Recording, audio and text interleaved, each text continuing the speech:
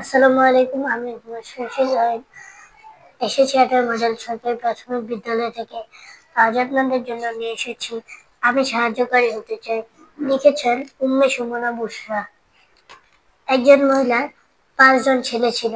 তার সবচেয়ে ছোট ছেলের নাম ছিল আনাস। আনাস একদিন স্কুলে যাচ্ছিল।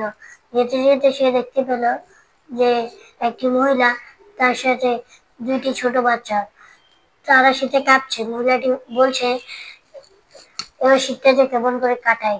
আনাস মনে মনে ভাবতে লাগলো, এবার তো আমরা পিকনিক খেতে চাচ্ছি, পিকনিক না খেয়ে যদি আমরা গরিব লোকদের সাহায্য করি তাহলে কেমন হয়। এবারে আনাস তার বন্ধুর কাছে চলে গেল।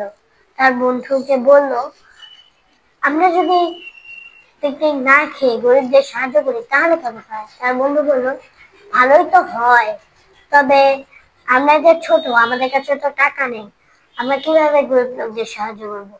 তখন আনাসের মাথায় একটা বুদ্ধি আসলো। আনাস বললো, যে যার মতো পারিস একটা দুইটা সোয়েটার আনবি। সবাই রাজি হয়ে গেল। যেই বলে সেই কাজ। কয়েকদিন সবাই একটা দুইটা সোয়েটার আনলো পুরানা। তারপর এরকম মিলে 72টা সোয়েটার হলো। তারা সেই গ্রামের জন্য রওনা দিল, যে গ্রামে অনেক দুঃখী মানুষ আছে।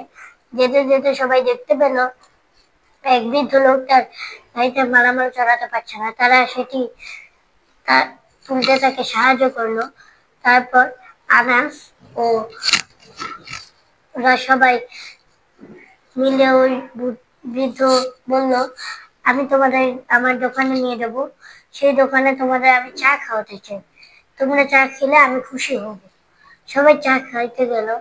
সবাই চা খেয়েছে, সবার খাওয়া শেষ হলো। তারা গেল ওই দিকে, যে সোয়েটার বিতরণ করলো। বিতরণ করা শেষে তারা নদী দেখতে গেল। নদী দেখতে গিয়ে কেউ ছিঁড়ে নিল ক্যামেরা, কারো ফোন, কারো ঘড়ি। তারা দৌড়ে সেই দোকানে গেল, কিন্তু বাড়ি যেতে তাদের অনেক দেরি হয়ে গেছে, সন্ধ্যা হয়ে গেছে।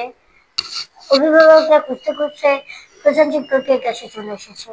দরজায় দাঁড়িয়ে ছিল প্রধান শিক্ষক এবং পিয়ন। তারা সেই দোকানে গেল।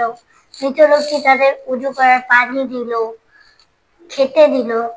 তারা রওনা হলো। তারা সবাই স্কুলে পৌঁছালো। প্রধান শিক্ষক তাদের জিজ্ঞেস করলো, তোমরা কোথায় গিয়েছিলে। সবাই বলল, আমরা গিয়েছিলাম, আমরা গরিবদের সোয়েটার বিতরণ করতে গিয়েছিলাম। আমার গল্পটি শেষ। ধন্যবাদ। আসসালামু আলাইকুম। আবারও দেখা হবে ইনশাআল্লাহ।